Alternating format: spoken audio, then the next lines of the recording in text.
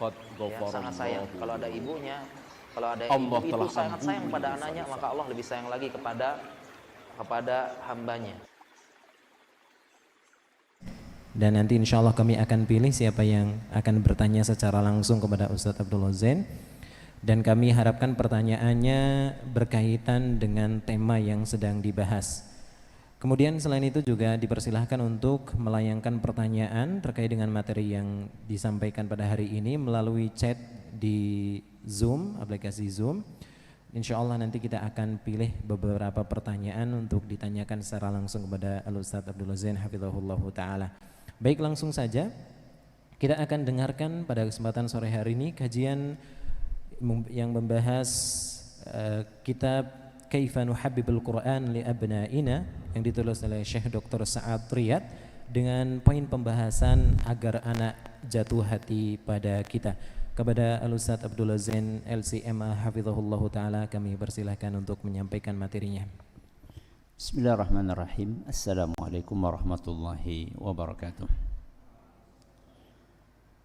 Alhamdulillahi wa kafa, wassalatu wassalamu ala rasulihil mustafa wa ala alihi wa sahbihi wa man iktafa, amma ba'd. Kita panjatkan puja dan syukur kehadirat Allah subhanahu wa ta'ala pada kesempatan sore yang berbahagia kali ini. Kita kembali diberi kekuatan, kesehatan, hidayah serta taufik dari Allah Jalla wa'ala, sehingga kita bisa kembali menghadiri kajian rutin 2 pekanan di Masjid Manarul Ilmi di Komplek Pondok Pesantren Tunas Ilmu di Desa Kedung Wuruh Purbalingga ini. Kita berharap semoga Allah subhanahu wa ta'ala berkenan untuk melimpahkan kepada kita semuanya ilmu yang bermanfaat sehingga bisa kita amalkan sebagai bekal untuk menghadap kepada Allah Jalla wa'ala. Allahumma amin. Salawat dan salam semoga senantiasa tercurahkan kepada junjungan kita Nabi Agung Muhammad sallallahu alaihi wa ala alihi wa sahbihi wasallam, kepada keluarganya, sahabatnya dan umatnya yang setia mengikuti tuntunannya hingga di akhir nanti. Hadirin sekalian yang kami hormati dan juga segenap pendengar serta pemirsa yang dirahmati oleh Allah subhanahu wa ta'ala. Tema kita pada sore hari ini adalah agar anak jatuh hati pada kita. Kita yang dimaksud di sini adalah para orang tua dan pendidik. Para orang tua dan pendidik, guru, ustadz. Sehingga sengaja saya menggunakan kata kita agar mencakup semuanya, bukan hanya orang tua saja. Barangkali ada yang kemudian sempat bertanya atau bertanya-tanya, apakah perlu kita menjalani trik-trik dan tips-tips agar anak cinta kepada orang tuanya? Bukankah sudah naluri anak itu cinta kepada orang tuanya, sebagaimana orang tua cinta kepada belahan atau buah hatinya atau darah dagingnya? Apakah benar kita perlu melakukan hal-hal yang membuat anak menjadi cinta kepada kita? Bukankah itu sudah naluri, dibiarkan saja mengalir, maka otomatis anak akan cinta kepada kita? Nanti kita akan temukan jawabannya. Ternyata tidak seperti yang diprasangkakan oleh banyak orang tua. Kita enggak perlu berusaha, kita enggak perlu capek-capek, toh juga anak bakalan cinta sama kita. Nanti kita akan pelajari apa perbedaan antara cinta orang tua kepada anak dengan cinta anak kepada orang tua. Kemudian satu hal penting lagi yang harus kita ingat, bahwa di zaman ini terjadi banyak perlombaan untuk merebut kecintaan yang ada dalam hati anak kita. Bukan hanya orang tua yang ingin dicintai oleh anak, tapi gadget juga pengen dicintai oleh anak, teman-temannya juga pengen dicintai oleh anak, sehingga ada persaingan di sini. Maka dari itu tema ini penting untuk diangkat. Jangan sampai orang tua kalah dalam persaingan ini, kalah oleh gadget atau kalah oleh teman-teman yang tidak pernah melahirkan anak kita, tidak pernah menafkahi anak kita, tidak pernah membiayai, menyusui anak kita. Kenapa anak lebih cinta kepada temannya dibandingkan kepada orang tuanya? Inilah hal-hal penting yang membuat kita perlu mengangkat tema ini, bagaimana agar anak jatuh hati kepada kita. Kemarin kita sampai di halaman berapa? 14. Silakan dibaca. Kaifa taj'alul abna'a yuhibbunak. Bismillahirrahmanirrahim. Qala Syekh Dr. Sa'ad Riyad hafizahullah ta'ala, kaifa taj'alul abna'a yuhibbunak? Yahtaju an yu'lima al-aba'u annahum yuhibbuna abna'ahum bil fitrah, walakin laysa min ad-darurati an yuhibbahum abna'uhum bil fitrah. ولكن في الغالب تكون عواطفهم كرد فعل لمقدمات يقدمها الآباء في تعاملهم مع أبنائهم تصل إلى نتائج مقترنة بطبيعة هذه المقدمات. Nah, di awal pembahasan ini, kaifa taj'alul abna'a yuhibbunak, bagaimana engkau menjadikan anakmu cinta kepadamu, beliau membedakan antara kecintaan orang tua terhadap anak dengan kecintaan anak kepada orang tua. Beliau membedakan antara dua hal ini. Kata beliau, kalau orang tua mencintai anak, itu sudah naluri. Apa? Kecintaan orang tua kepada siapa? Anak itu sudah naluri, sudah fitrah, darah dagingnya sendiri. Makanya kalau kita dengarkan cerita-cerita tentang anak yang durhaka kepada orang tuanya, anak yang tidak peduli dengan orang tuanya, ternyata rata-rata orang tua itu tetap memaafkan anaknya. Ibu yang disakiti sama anaknya, itu rata-rata tetap dia itu mendoakan kebaikan buat anaknya. Walaupun ada yang mendoakan keburukan, tapi itu lebih sedikit dibandingkan yang mendoakan kebaikan. Kenapa? Karena itu sudah naluri, sudah fitrah orang tua mencintai anaknya, senakal apapun anaknya. Tapi kata beliau, walakin laisa minad darurati an yuhibbahum abna'uhum bil fitrah. Tapi ingat, cinta anak kepada orang tua tidak mesti merupakan naluri. Tidak mesti merupakan naluri. Berarti perbedaannya, kalau orang tua mencintai anaknya itu adalah merupakan apa? Naluri. Tapi anak mencintai orang tuanya belum tentu naluri. Sehingga subhanallah, kalau kita tanya orang tua cinta enggak sama anak, biasanya tanpa mikir langsung apa? Cinta. Sayang enggak? Sayang. Tapi kalau kita tanya anak, sayang enggak sama bapak?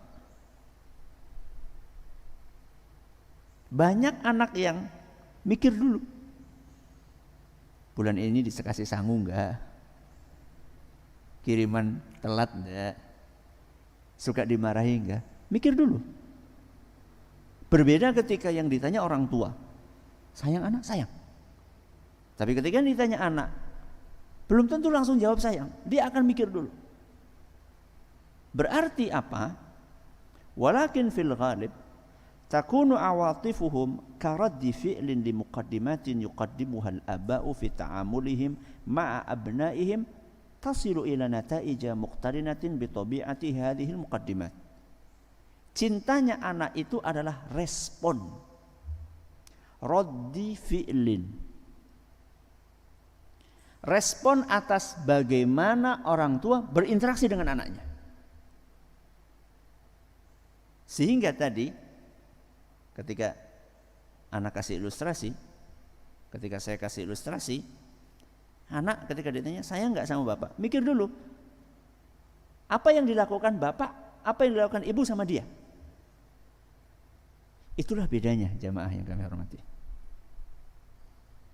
Jadi kalau kita berbicara tentang anak, cinta dia kepada orang tuanya, itu lebih dipengaruhi dari bagaimana orang tua bersikap kepada anaknya. Sehingga dari situ kita menemukan ketika anak ditanya sayang nggak sama bapak, enggak. Sayang sama ibu, iya. Ajib. Padahal anak ini adalah anak dari bapak dan ibu. Atau sebaliknya, saya enggak sama ibu, enggak. Saya enggak sama bapak, iya. Kenapa bisa terjadi perbedaan seperti ini? Padahal anak itu darah daging dari bapak dan ibunya. Kenapa bisa jawabannya berbeda? Jawabannya adalah karena kecintaan anak kepada orang tua adalah respon dari sikap orang tua kepada anaknya.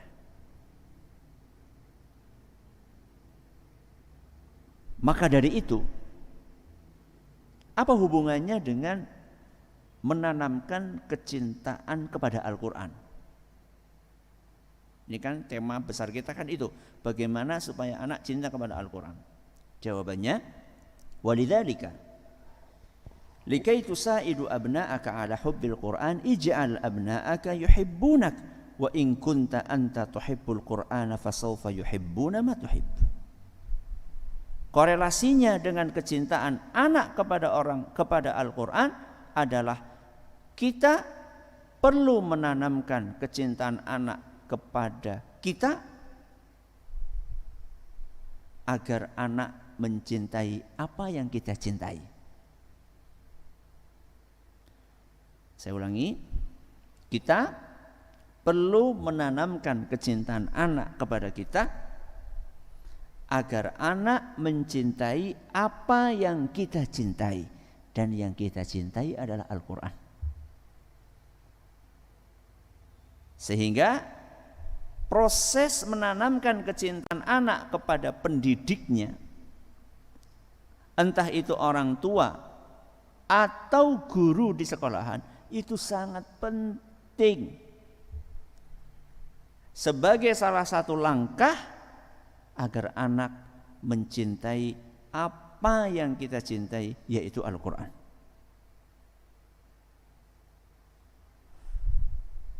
Dari sinilah beliau membawakan beberapa tips yang perlu untuk kita pahami, bagaimana caranya supaya anak mencintai kita, kemudian anak mencintai apa yang kita cintai, yaitu Al-Quran.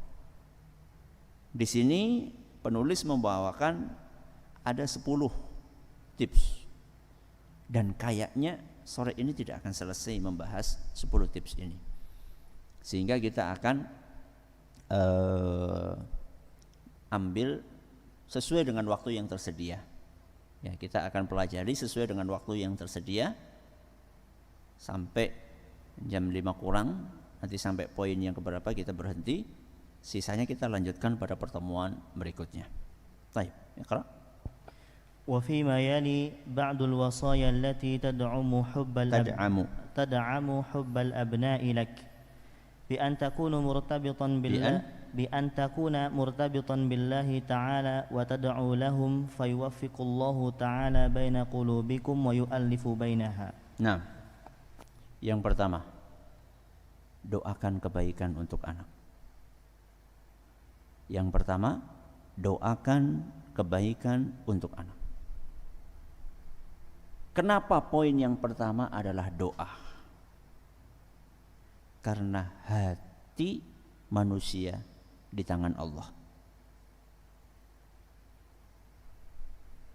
Apa hubungannya antara cinta dengan hati? Hah? Karena cinta tempatnya di hati. Berhubung cinta itu tempatnya di hati, maka kita harus meminta kepada yang menguasai hati, yaitu Allah Subhanahu wa ta'ala. Dan doa-doa kita akan cepat dikabulkan oleh Allah kalau kita punya hubungan spesial dengan Allah. Saya ulangi, doa-doa kita akan lebih segera dikabulkan oleh Allah ketika kita memiliki hubungan spesial dengan Allah. Penulis mengatakan, bi antakuna murtabitan billahi ta'ala. Jadilah engkau wahai para pendidik, para orang tua, para guru, memiliki ikatan batin dengan Allah, dekat dengan Allah.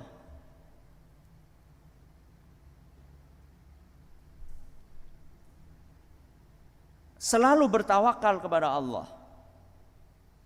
Dan salah satu kedekatan itu dibuktikan dengan watad'u lahum,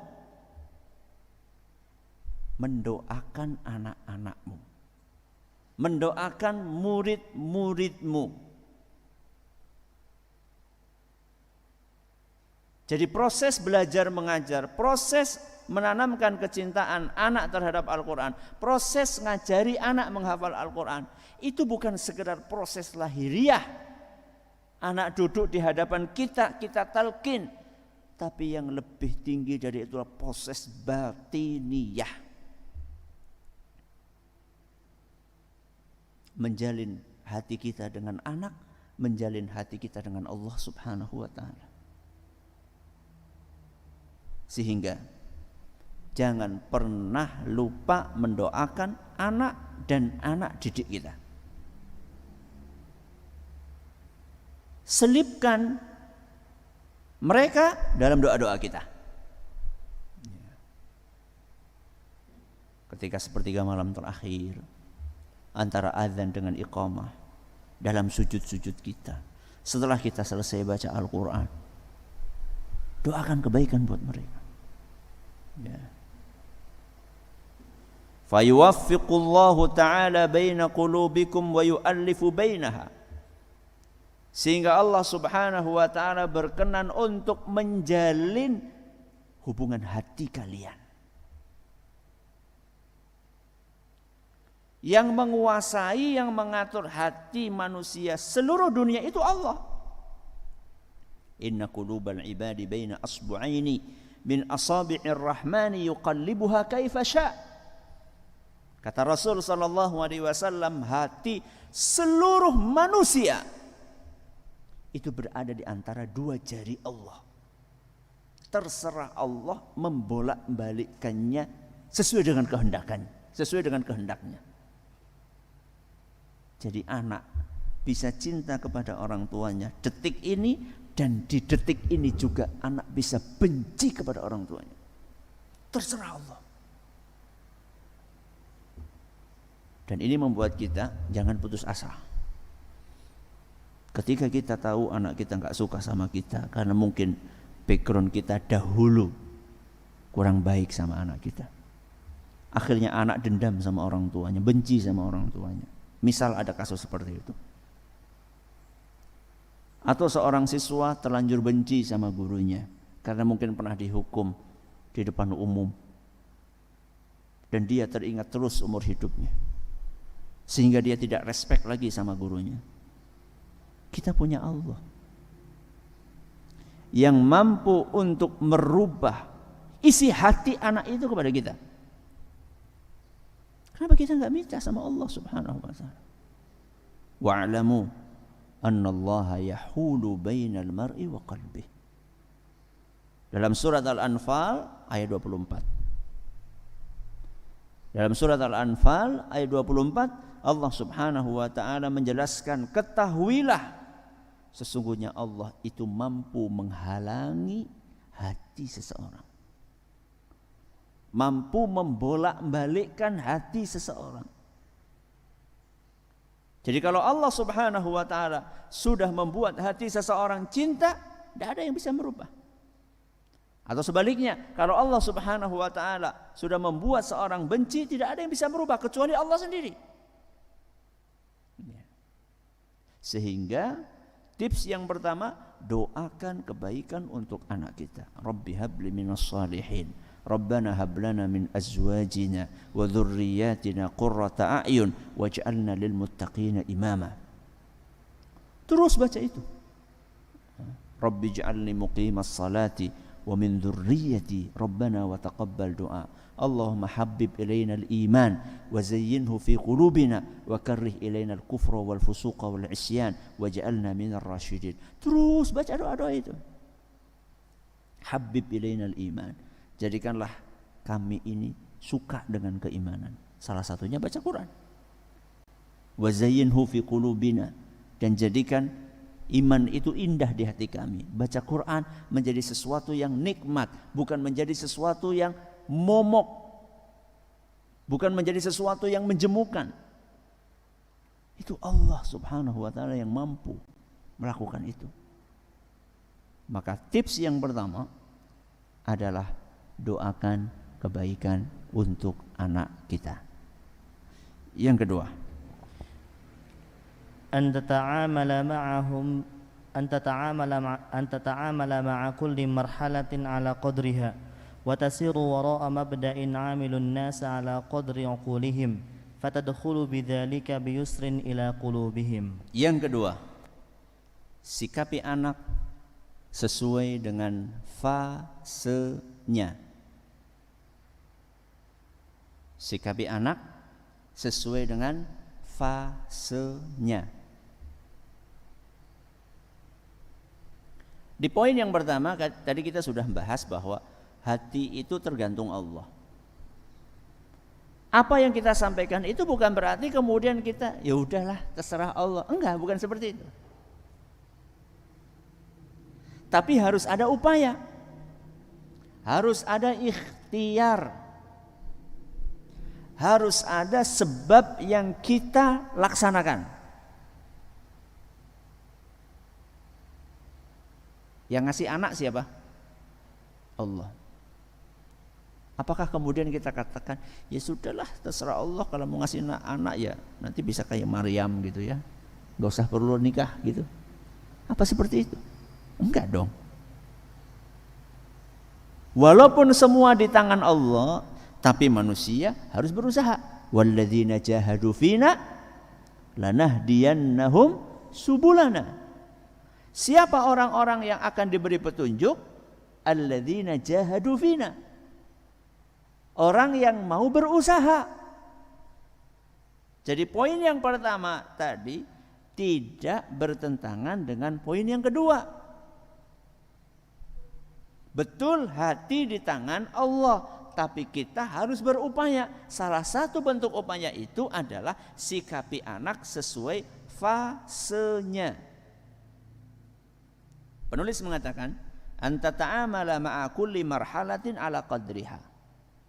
Sikapilah fase, sikapilah anak sesuai dengan fasenya. Wa tasira wara'a mabda'i 'amilun nasa ala qadri uqulihim. Praktekkan kaidah, berinteraksilah dengan orang sesuai dengan kadar akalnya. Amilun nasa ala qadri uqulihim. Berinteraksilah dengan orang sesuai dengan kadar akalnya. Fatadkhulu bidzalika biyusrin ila qulubihim. Kalau engkau praktekkan itu, maka engkau akan mudah masuk ke hati mereka.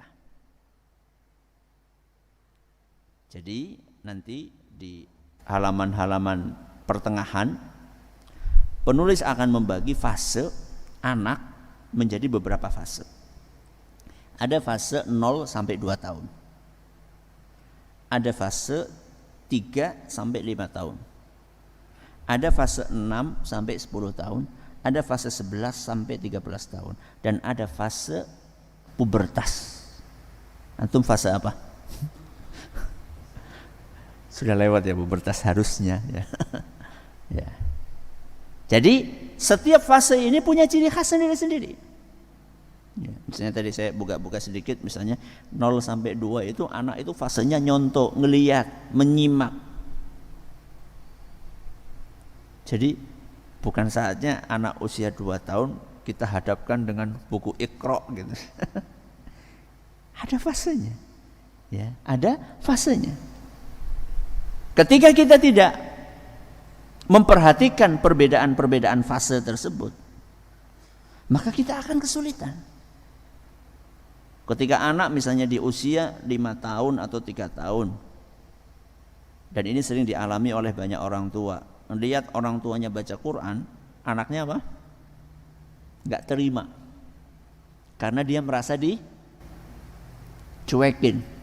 Ya pemahamannya baru seperti itu kan. Ketika ibunya baca Quran, kan berarti kan ibunya fokus ke Quran, anaknya kan jadi kurang dilihat, diperhatikan. Anak protes, direbut Qurannya, marah-marah. Apakah kita sikapi anak itu seperti sikap kita kepada anak usia 17 tahun yang merebut Al-Quran? Ya tentu tidaklah. Anak usia 17 tahun yang tidak punya keterbelakangan mental, itu dia sudah bisa berpikir, sudah bisa mencerna. Anak usia 3 tahun belum. Dia hanya taunya ketika orang tuanya baca Al-Quran, dia dicuekin dalam tanda kutip, kurang diperhatikan. Nah, bagaimana kita menyikapi anak yang seperti itu? Ini ada caranya, ada fasenya yang perlu kita pelajari.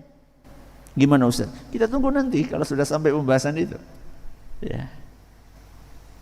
Jadi poin yang kedua, sikapi anak sesuai dengan fasenya. Maka di sini kaidahnya apa? Amilun nasa ala qadri uqulihim. Berinteraksilah dengan orang sesuai dengan kadar akalnya, kadar pemahamannya. Anak usia segitu, apa sudah paham? Belum. Ya. Sehingga sikapi dia sesuai dengan pemahamannya. Masa anak usia gitu sudah dipukuli gara-gara menjatuhkan Al-Quran misalnya, atau gara-gara ngerebut Al-Quran, atau gara-gara narik mushaf Al-Quran sampai sobek? Apa kemudian anak seperti itu dihukum pokoknya nggak boleh minum ASI seminggu? Ya enggak lah. Tentunya masing-masing ada fasenya. Bagaimana kita menyikapi anak di usia itu? Ini adalah poin yang kedua. Baik.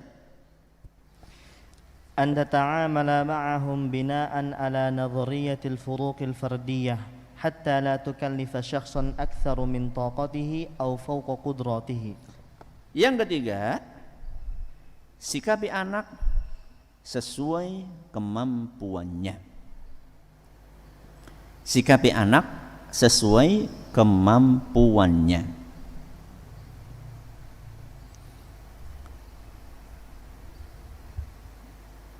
Anak, bapaknya sama, ibunya sama, bisa punya kemampuan yang berbeda. Kakaknya ranking 1, adiknya ranking 1 dari bawah. Ya. Adiknya lagi ranking 15 dari 30 siswa. Adiknya lagi, dan seterusnya. Padahal bapaknya sama, ibunya sama. Kok bisa? Itulah hikmah Allah Subhanahu wa ta'ala. Dan ingat, walaupun bapaknya sama, ibunya sama, tapi bapak ini punya ayah dan ibu, alias kakek dan nenek. Ibu ini punya ayah dan ibu, alias kakek dan nenek dari jalur ibu. Dan mungkin sekali gennya itu turun dari kakeknya. Gak usah jauh-jauh lah. Antara suami dengan istri ada perbedaan? Ada. Ada yang suaminya cerdas, ada yang istrinya, jangan bilang gak cerdas, kurang cerdas. Ya. Atau sebaliknya, ada yang istrinya cerdas, bapaknya biasa-biasa aja. Nah, anaknya ini nurun dari mana? Bisa jadi dia nuruni ibunya, bisa jadi nuruni bapaknya. Kalau ternyata dua-duanya sama-sama cerdas, kok anaknya nggak cerdas? Mungkin nuruni dari kakeknya. Kakek yang mana? Nggak usah dicari. Ngapain? Nanti malah jadi apa? Nimbulkan konflik. Ini gara-gara kakekmu dulu EQ-nya jadi nggak usah. Ini saya sampaikan untuk memahami kenapa ada perbedaan kemampuan di antara anak-anak kita. Bukan untuk mencari ini sebenarnya gennya siapa, bukan. Itu pula yang dilakukan oleh Nabi SAW ketika ada seorang sahabat yang meragukan anaknya. Ya, dia meragukan anaknya yang kulitnya berbeda. Warna kulit anaknya ketika lahir berbeda dengan kulit dia, berbeda dengan siapa? Kulit ibunya. Akhirnya laki-laki itu pun menuduh istrinya berzina. Ya. Karena perasaan kulit saya, ya mungkin kayak gini ya, saya kasih ilustrasi aja ya. Bapaknya putih, ibunya putih, kok anaknya hitam? Jangan-jangan istrinya selingkuh sama orang hitam. Ya. Akhirnya lapor kepada Nabi SAW. Nah, istrinya juga nggak terima, wanita baik-baik kok. Maka kemudian Nabi SAW pakai pendekatan yang mudah dicerna oleh orang itu. Dia tanya, kamu punya onta? Punya. Kamu punya onta? Punya. Warnanya apa saja? Warnanya ada yang coklat, ada yang merah, ada yang abu-abu, ada yang itu. Ada nggak onta yang coklat punya anak warnanya abu-abu? Atau sebaliknya? Ada. Ibunya warnanya apa? Kok ibunya? Induknya. Induknya warnanya apa? Coklat. Bapaknya, maksudnya jantannya. Jantannya warnanya apa? Coklat. Kok anaknya bisa abu-abu? Apa kata orang Arab Badui? La'allahu naza'atha irqun. Ya mungkin dulu ada mbahnya onta maksudnya. Mungkin dulu ada mbahnya yang warnanya abu-abu, kemudian gennya turun kepada si anak onta yang berbeda warna dari induknya. Maka kata Nabi SAW, ya mungkin anakmu juga seperti itu. Istrimu putih, kamu putih. Mungkin kakeknya dulu ada yang hitam sehingga menurun kepada anakmu. Dan ini bukan hanya berlaku untuk warna kulit saja, termasuk juga EQ, kecerdasan, sifat, kecenderungan. Oke, jadi anak itu kemampuannya bisa beda-beda. Maka di sini dikatakan anta ta'amala ma'ahum binaan ala nadhariyatil furuqil fardiyah. Bersikaplah, berinteraksilah dengan anak sesuai dengan konsep perbedaan individu. Al-furuq al-fardiyah. Perbedaan individu antara anak pertama dengan anak kedua, antara anak ketiga dengan anak yang keempat. Limadza? Hatta la tukallifa syakhsan aktsara min taqatihi au fauqa qudratihi. Kenapa kita perlu memperhatikan perbedaan-perbedaan kemampuan itu? Agar kita tidak membebani anak melebihi kemampuannya. Anak yang pertama Masya Allah dikasih tugas untuk menghafal satu halaman hanya 1 jam sudah bisa. Anak yang kedua sepertiga halaman, cuma berapa? Sepertiga halaman, 2 jam enggak bisa.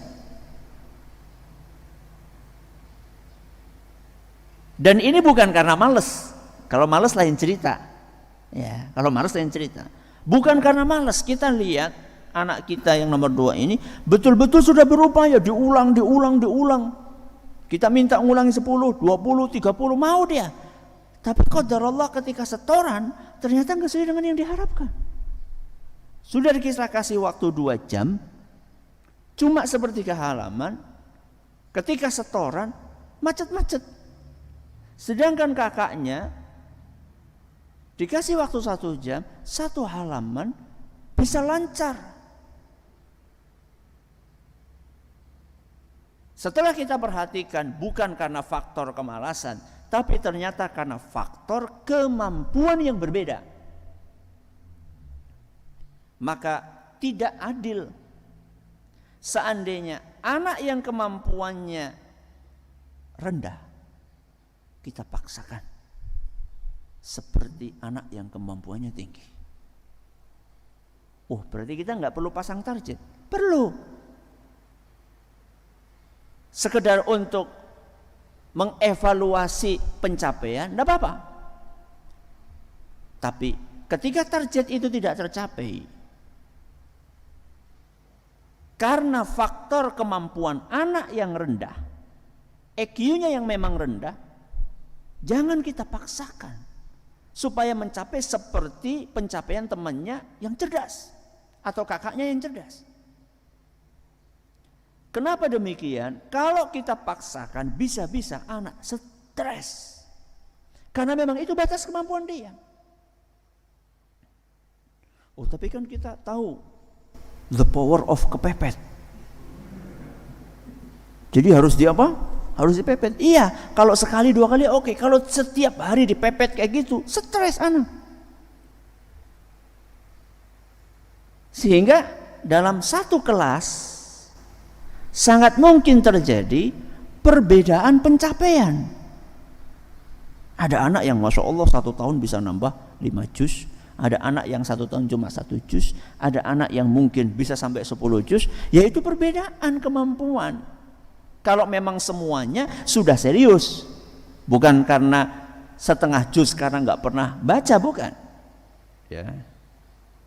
Dari mana kita tahu anak ini memang kemampuannya segitu, dengan anak ini males? Ya dari harian dia. Apakah betul-betul dia baca atau tidak? Nah, ini perlu pengawasan. Dan juga jangan buru-buru kita katakan ya memang mampunya cuma 1 ayat 1 tahun. Astagfirullah, 1 ayat 1 tahun. Bukan seperti itu. Jadi tetap kita bersikap pertengahan. Tidak termasuk orang yang membiarkan, ya sudah mampunya cuma segitu, padahal sebenarnya dia mampu untuk lebih dari itu. Bukan juga termasuk orang yang memaksa, membebani anak melebihi kadar kemampuannya. Ini adalah poin yang ketiga, sikapi anak sesuai dengan kemampuannya. Poin yang keempat, an tunawwi'a uslubi tawjih an tunawwi'a uslub at-tawjih wal irsyad hatta la yamil al-abna'u min at-ta'lim wa tarbiyah. Nah, yang keempat, ragamkan kemasan nasihat. Ragamkan kemasan nasihat.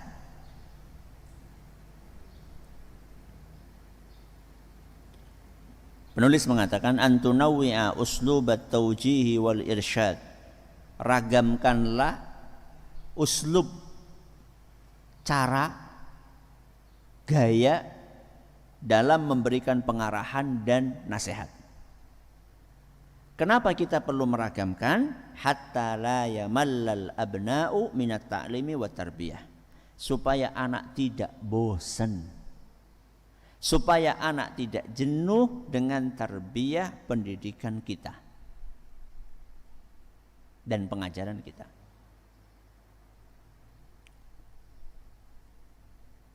Menghafal Al-Quran butuh motivasi atau tidak? Butuh. Antum merasakan gak menghafal Al-Quran kadang semangat, kadang turun? Ya. Ketika lagi turun itu butuh apa? Motivasi. Motivasi A. Kalau misalnya motivasi itu adalah gayanya A, itu terus yang disampaikan. Lama-lama apa? Bosan. Contoh misalnya, ayo nak rajin hafal Quran biar kasih mahkota. Buat siapa? Buat orang tua. 5 tahun motivasinya mahkota terus. Itu kan hadis Nabi. Iya, emang gak ada yang lain hadis Nabi. Cuma itu saja. Keutamaan baca Quran apa cuma itu? Kan banyak banget keutamaan baca Quran. Ma'as safaratil kiramil bararah. Bisa bareng dengan siapa? Para malaikat. Keutamaan baca Quran bisa memberikan syafaat. Iqra'ul Quran fa innahu ya'ti syafi'an li ashabihi. Bacalah Al-Quran itu bisa jadi syafaat. Kemudian keutamaan baca Al-Quran ya, bisa menambah pahala. Setiap huruf 10 pahala. Keutamaan baca Al-Quran bisa meninggikan derajat di surga. Fa inna manzilataka fil jannati inda akhiri ayatin taqra'u biha. Derajatmu di surga tergantung ayat terakhir yang kamu baca. Sebanyak apa? Ya. Menghafal Al-Quran bisa mengangkat derajat seseorang. Yarfa'illahu alladhina amanu minkum walladhina utul ilma darajat. Inna allaha yarfa'u bihadzal qur'ani aqwaman wa yadha'u bihi akharin. Rasulullah SAW menjelaskan bahwa ada orang-orang yang diangkat derajatnya dengan Al-Quran ini. Di dunia maupun di akhirat. Dalil. Suatu saat cerita. Ya. Tentang Ibnu Abi Abza misalnya. Tentang Atha bin Abi Rabah. Yang memiliki kedudukan yang sangat tinggi padahal mereka adalah budak. Sampai khalifah pun harus ngantri untuk salaman dengan budak ini. Kan banyak, ragamnya itu banyak. Sehingga ketika kita masih kasih motivasi, kasihlah motivasi yang bermacam-macam. Jangan itu saja. Silahkan analogikan terhadap nasihat-nasihat yang lain terkait dengan sholat misalnya. Kenapa di masjid misalnya, terkait dengan membantu orang tua, terkait dengan puasa sunnah, terkait dengan zikir pagi, terkait dengan seluruh ibadah-ibadah ini, seluruh amal-amal kebajikan ini memotivasi anak diragamkan kemasannya, jangan itu-itu saja. Dan ini menuntut kita orang tua dan para pendidik untuk belajar dan baca. Seharusnya orang tua dan pendidik itu tidak berhenti belajar. Buku-buku yang seperti ini dan yang semisal dengan ini seharusnya menjadi sarapan dia setiap hari. Apalagi sekarang kita terbantu dengan internet. Banyak sekali tulisan-tulisan yang berkualitas di internet. Kita bisa searching, ya, baik yang berbahasa Arab maupun bahasa Indonesia. Cari terus, gali. Kisah tentang para ulama, kisah tentang orang-orang yang sukses di zaman ini dengan Al-Quran, itu banyak banget. Kami di rumah itu mengoleksi mungkin ada satu rak sendiri itu buku-buku tentang itu gitu, tentang pendidikan anak, tentang bagaimana menanamkan kecintaan terhadap Al-Quran, cintaan pada sholat, fase-fase anak, perbedaan antara fase ini dengan fase ini. Kita harus terus mengembangkan diri, jangan kita stuck, berhenti pada pencapaian kita saat ini. Terus baca, luaskan wawasan, tambah pengetahuan, sehingga kita punya modal yang banyak untuk memotivasi anak-anak kita. Terakhir, أن تستخدم العقاب بمنع الثواب أو تأجيله أفضل من الإهانة حتى يتمسك الأبناء باحترامهم لذاتهم فيسهل عليهم احترامك. Yang kelima, hukuman bukan dengan pelecehan. Hukuman bukan dengan pelecehan. Penulis mengatakan antastakdimal iqaba biman'is thawabi au ta'jilihi. Ketika kita harus menghukum, maka hukuman dengan cara menunda balasan kebaikan. Ya, mungkin saya kasih contoh, menunda uang saku gitu dah.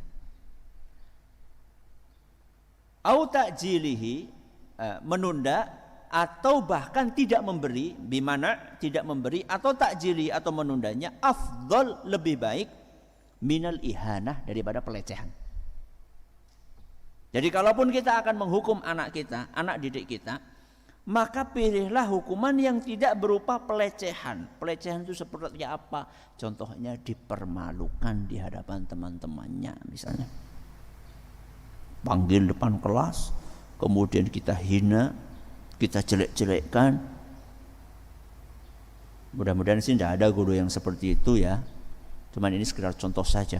Bahkan sampai dikatakan kamu ini dari keluarga yang seperti ini, bapakmu seperti ini, ibumu seperti ini, nggak pantas kamu belajar di sini. Ini pelecehan namanya. Ya. Atau misalnya anak itu di hadapan kakak-kakaknya, kamu ini nggak seperti kakakmu ini punya prestasi ini, kamu ini memalukan, nggak ada manfaatnya di keluarga ini.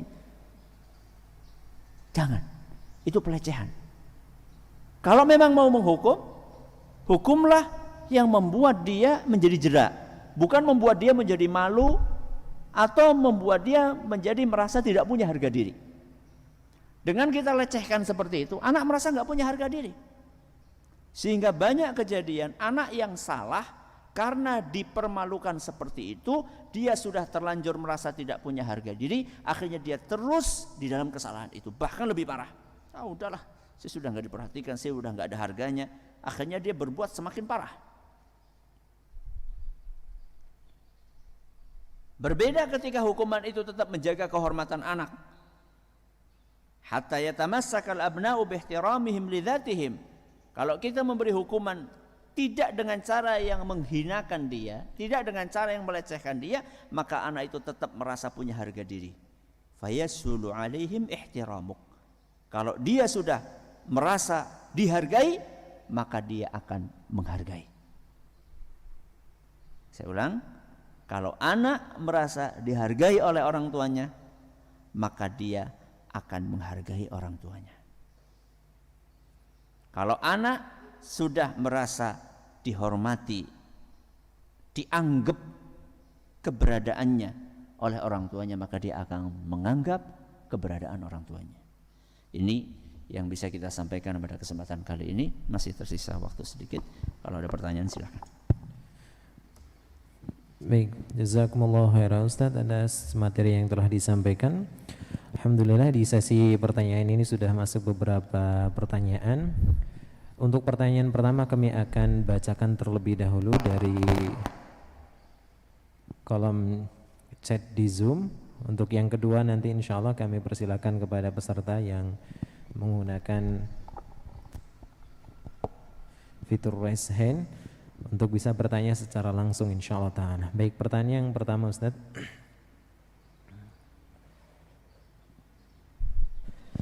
Bismillah, assalamualaikum warahmatullahi wabarakatuh. Waalaikumsalam warahmatullahi wabarakatuh. Jazakumullah khairan katsiran atas ilmu yang disampaikan. Semoga Allah senantiasa merahmati kepada Ustadz, mu'alif kitab dan seluruh kaum muslimin. Amin. Afwan Ustadz, izin bertanya, bagaimana menyikapi anak didik yang afwan sangat kurang kemampuannya dan ditambah keinginan anak untuk bisa sepertinya sangat kurang. Saya seringkali bingung dalam menyikapinya. Jika harus meminta anak terus untuk mengulang hafalan dan bacaan, anak mungkin akan jenuh. Namun jika diperbolehkan untuk lanjut, hafalan dan bacaannya akan semakin kacau. Mohon nasihatnya Ustadz. Barakallahu fikum wa jazakumullahu khairan katsiran atas jawabannya. Pertama, menghafal Al-Quran itu hukumnya apa? Wajib? Hah? Atau sunnah? Yang wajib itu adalah menghafal Al-Fatihah, yang itu merupakan rukun sholat, itu wajib ya. Ini yang pertama harus difahami dulu. Adapun menghafal yang lainnya, surat-suratan, bahkan Al-Quran semuanya, itu sunnah. Pahami ini dulu. Yang kedua, tadi diceritakan kalau misalnya anak itu pindah, maka anak tersebut kalau tidak dipindah anak itu jenuh, kalau dipindah hafalannya berantakan. Kenapa Anda tidak fokus untuk memperbaiki bacaan? Itu lebih penting daripada menambah hafalan. Target pertama kita sebelum anak menghafal, bacaannya benar. Kalau memang kemampuannya sangat terbatas untuk menghafal, kita targetkan untuk membenarkan bacaan aja. Kita simak sampai khatam Al-Quran, bacaannya benar. Itu sudah luar biasa. Seandainya anak menghatamkan Al-Quran dengan bacaan yang benar, itu sudah pencapaian yang Masya Allah.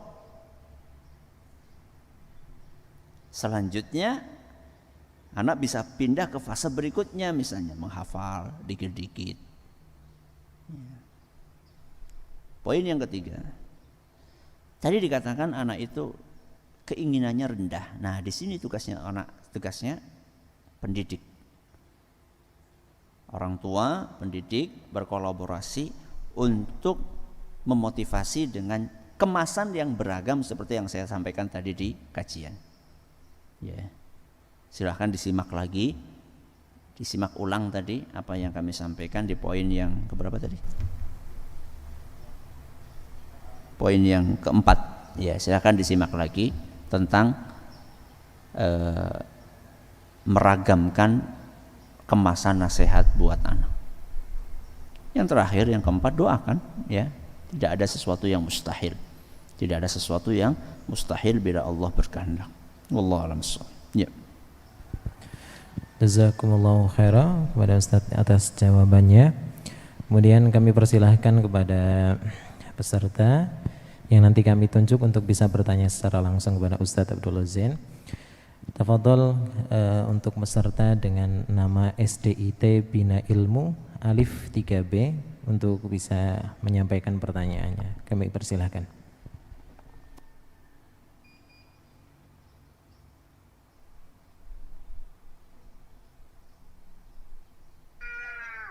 Bismillahirrahmanirrahim. Assalamualaikum warahmatullahi wabarakatuh, Ustaz.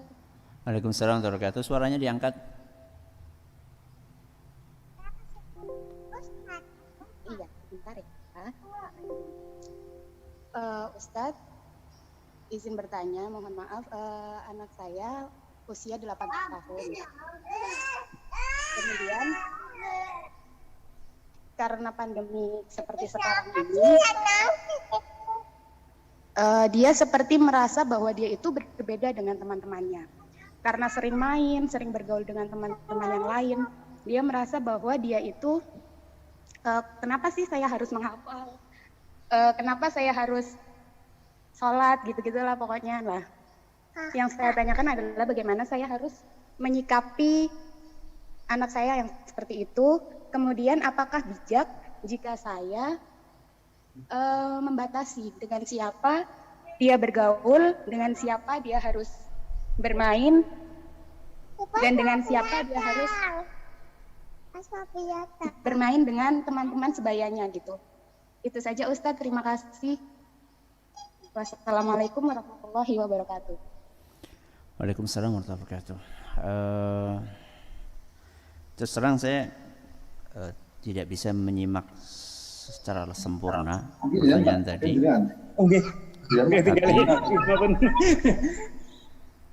Namun saya berusaha untuk mencerna poin pertanyaannya.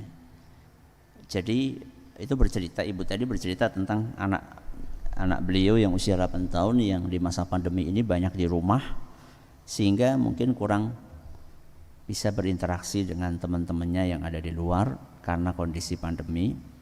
Mungkin itu yang menyebabkan adanya ketergangguan perkembangan psikologi anak. Itu yang mungkin saya pahami, mudah-mudahan nggak keliru saya dalam memahami pertanyaannya. Untuk berikutnya suruh pakai chat aja yang lain-lainnya karena kurang jelas malah kalau langsung pertanyaan. Jadi pandemi ini kan dialami oleh semua orang, ya. Ini adalah situasi yang tidak pernah kita prediksikan. Gak ada di antara kita yang memprediksikan pada tahun sekian kita akan belajar online di rumah, gak keluar-keluar, tuh gak ada, ya. Sehingga di masa pandemi ini kita akan ketemu dengan masalah-masalah baru yang tidak pernah kita alami sebelumnya. Gak pernah kebayang kita akan belajar online kan. Taunya mondok ya di mana? Di pondok, tahu-tahu harus online dan seterusnya. Tapi perlu saya sampaikan bahwa manusia itulah makhluk pembelajar. Manusia makhluk pembelajar. Dia dikaruniai oleh Allah Subhanahu wa taala otak, hati, telinga, mata dan organ-organ yang lainnya untuk cepat mencerna keadaan dan mencari solusi. Masuk ke dalam pertanyaan tadi. Anak merasa sendirian di rumah dan seterusnya, nggak bisa bermain di luar karena masa pandemi seperti ini. Kita katakan alhamdulillah anak itu masih punya orang tua, masih punya ayah, masih punya ibu, masih punya kakak, mungkin masih punya adik. Waktu dia bermain dengan teman-temannya di luar itu bisa digantikan dengan bermain dengan ayahnya, dengan ibunya. Apakah keliru ketika ayah main badminton dengan siapa? Dengan anaknya di dalam rumah atau di halaman rumahnya? Enggak. Ya. Pandemi kemarin itu ketika antum para santri lagi di rumah, itu salah satu masa-masa terindah ana dengan anak-anak karena bebas main di lantai 3. Ya. Jadi setiap pagi itu ana main terus itu badminton sama anak sampai berset-set gitu. Sekarang ada antum nggak bisa no? Ya. Anak juga udah mondok sih, nggak mungkin main sama Bilal kan. Ya. Jadi banyak alternatif. Karena ada pandemi, bukan melulu olahraga. Aktivitas kan gak melulu olahraga. Karena ada pandemi akhirnya jadi punya ayam. Antum sekarang yang ngurusi. Ketika antum belum ada, anak yang ngurusi, anak-anak yang ngurusi. Dijadwal. Ya. Ya kayak antum lah persis. Mulai dari bikin makannya, mulai dari ganti makanannya. Cuman bedanya mungkin ya anak-anak itu bukan hanya ngurusi masalah makanan, termasuk kebersihannya. Jadi kandangnya dulu kayaknya lebih bersih daripada sekarang kayaknya. Ya. Jadi ada kegiatan. Karena ada pandemi kemudian jadi ada kolam. Ya, yang dulu antum yang kelas 3. Antum dulu mungkin masih ingat di situ enggak ada kolam dulu. Sekarang ada kolam ikan di situ. Lalu sebelum pandemi mungkin enggak ada pot-pot yang rapi tersusun. Begitu ada pandemi ada pot-pot yang rapi tersusun 3 tingkat. Jadi banyak hal-hal positif yang bisa kita kerjakan di rumah dengan anak-anak kita.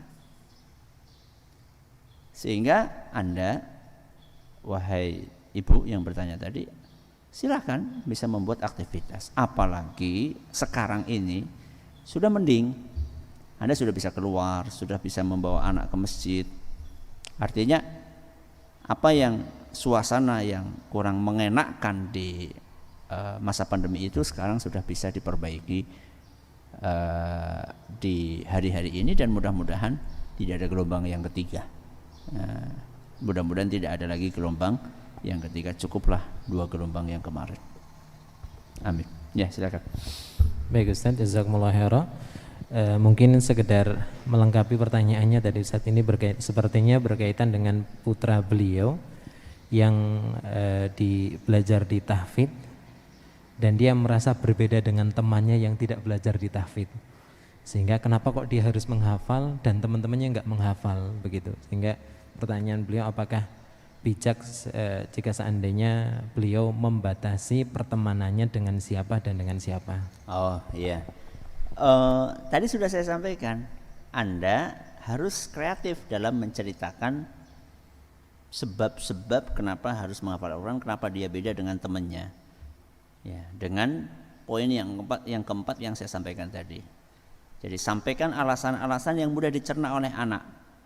Ya, sampaikan alasan-alasan yang mudah dicerna oleh anak sehingga anak itu bisa puas, ya, bisa menerima dengan hati yang lapang kenapa dia harus masuk kelas tahfidz.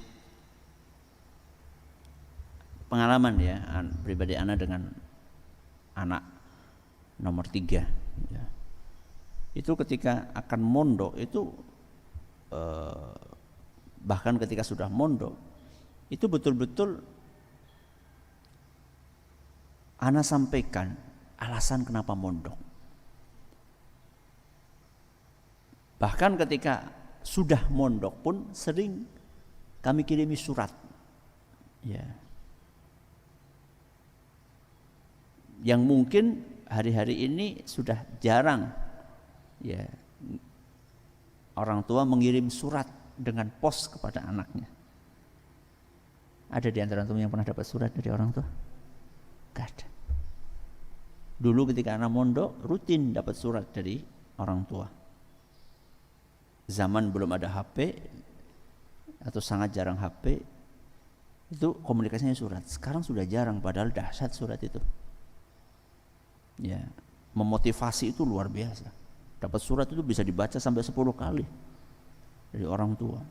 Nah sekarang anak praktekkan dengan anak, kirimi surat bulan sekali, sebulan sekali, kadang-kadang malah setengah bulan, motivasi. Salah satunya adalah tentang kenapa mondok. Sampai 6 halaman anak nulis.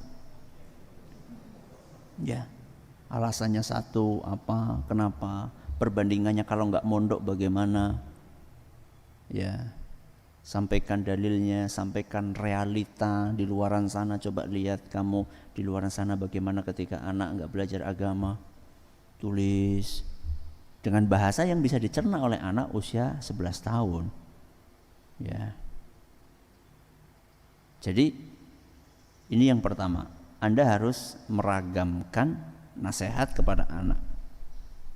Yang kedua, bolehkah membatasi? Boleh, membatasi pergaulan boleh, atau mengarahkan pergaulan dengan anak-anak yang orang tuanya satu misi, satu visi dengan Anda. Walaupun Anda harus mengantarkan anak itu bermain ke tempat teman yang satu visi tadi. Jadi ketika anak itu dibiarkan bergaul dengan anak-anak yang gak belajar tahfidz, yang hari-harinya kerjaannya cuma mainan HP, ya tentu akan terpengaruh. Maka Anda sebagai orang tua perlu mencarikan teman untuk anak Anda yang satu visi dan misi. Walaupun resikonya Anda harus nganter anak itu ke tempat temannya, karena mungkin bukan tetangga samping rumah, karena mungkin beda kecamatan lah, beda desa lah, Anda antarkan supaya dia dapat teman, tapi temannya teman yang satu pemahaman, satu cita-cita. Kita untung 2 poin. Yang pertama, untung karena anak tersalurkan naluri pertemanannya. Manusia punya naluri berteman, tersalurkan naluri pertemanannya. Yang kedua, kita bisa mencegah ekses negatif dari pertemanan yang tidak baik. Karena kita memilihkan teman untuk anak kita. Nah, ini perlu kerja bakti, perlu kerjasama antara para wali santri, ya, antara wali santri, wali siswa perlu kerjasama untuk ngumpul misalnya kapan bareng-bareng sehingga anak-anak bisa menyalurkan naluri pertemanannya di tempat yang tidak keliru. Wallahu a'lam. Terakhir. Baik, pertanyaan terakhir. Bismillah, mohon nasihatnya Ustadz. Bagaimana menyikapi anak yang sedang berada di fase mengidolakan ustadz ataupun ustadzahnya? Sementara sekarang ini kondisinya anak-anak lebih banyak berada di rumah bersama orang tua. Kalaupun ada interaksi dengan ustadz atau ustadzahnya, waktunya sangat terbatas dan suasananya pun tidak seleluasa ketika bertemu langsung dengan ustadz ataupun ustadzahnya. Jazakumullah khairan atas nasihatnya Ustadz. Pertama, anak perlu dijelaskan bahwa suasananya berbeda sekarang dengan kemarin-kemarin, bahwa ini memang berbeda. Suasana pandemi seperti ini tidak sebebas dahulu. Ini perlu disampaikan kepada anak. Dan dia perlu kasih contoh bahwa yang mengalami hal itu bukan cuma dia, termasuk juga orang tuanya, ayahnya, ibunya, kakaknya juga mengalami hal yang serupa, sehingga dia bisa mencerna bahwa kondisi ini bukan mengenai dia saja, tapi mengenai orang sedunia, sehingga dia tidak merasa sendirian. Ini yang pertama, perlu dijelaskan. Yang kedua, Anda perlu berkomunikasi dengan ustadznya atau ustadzahnya, minta waktu untuk bisa berkomunikasi minimal via telepon.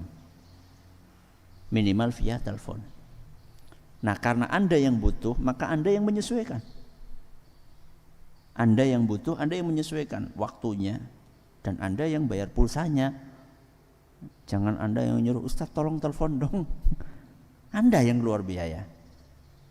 Anda tanya sama Ustaznya, Ustaz anak saya ini suka sama Ustaz. Dengerin nasihatnya Ustaz. Ustaz ada nggak waktu khusus, misalnya anak pengen nelfon kapan? Nanya sama Ustaznya. Nanti Ustaznya kasih tahu, oh saya punya waktu sekian. Karena kenapa Anda yang menyesuaikan? Karena Ustaz juga punya anak, punya istri, dia juga punya murid yang banyak, mungkin juga ada murid yang lain pengen seperti itu. Sehingga Anda yang menyesuaikan. Misalnya Ustaznya bisanya, oh saya bisanya habis asar, Anda yang sesuaikan. Kosongkan waktu itu. Ini yang kedua. Yang ketiga, kalau memang suasananya sudah mending seperti, tanya sama Ustaznya, Ustaz boleh enggak kami bertamu? Kami bertamu boleh enggak? Kalau ternyata Ustaznya kasih lampu hijau, enggak apa-apa, silakan, enggak apa-apa. Nah, Anda datang supaya anak ketemu dengan Ustaznya. Apalagi suasananya sudah agak mending, menurun kasusnya pada hari-hari ini. Ini yang dapat kami sampaikan, mudah-mudahan bermanfaat. Terima kasih atas perhatiannya, atas segala kurangannya. Kita akhiri dengan doa kafaratul majelis. Subhanakallahumma wa bihamdika asyhadu an la ilaha illa anta astaghfiruka wa atubu ilaik. Assalamualaikum warahmatullahi wabarakatuh. Waalaikumsalam warahmatullahi wabarakatuh. Jazakumullah khairan Ustaz Abdullah Zain hafizahullah taala yang telah menyampaikan materi pada kesempatan sore yang berbahagia ini. Dan kami mengucapkan jazakumullah khair kepada seluruh peserta yang telah ikut hadir, dan kami mohon kepada segenap asatidz penanggung jawab kajian untuk bisa menyiapkan absensi kehadiran peserta dari masing-masing lembaganya, kemudian nanti dikirimkan melalui grup